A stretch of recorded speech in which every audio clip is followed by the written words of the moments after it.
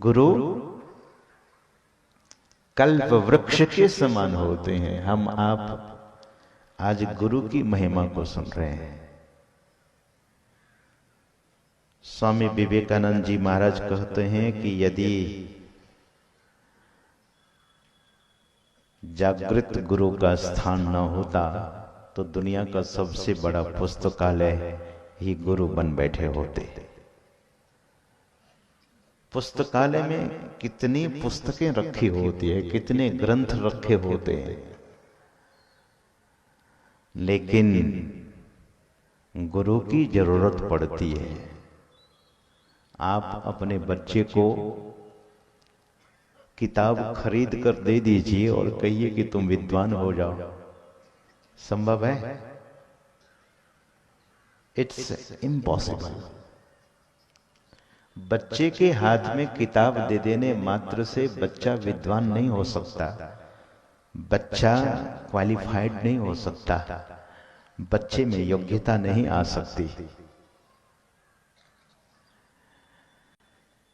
उस किताब को पढ़ाने वाले शिक्षक की जरूरत होती है, टीचर की जरूरत होती है।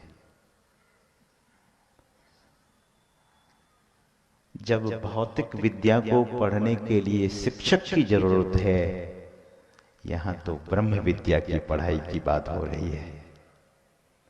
ब्रह्म विद्या,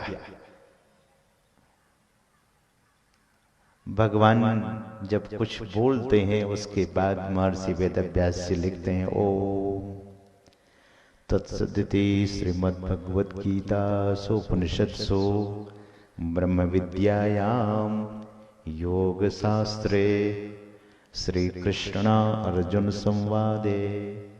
उसके बाद फिर जिस योग का संयोग वहां हुआ है उस योग की चर्चा हो जाती है।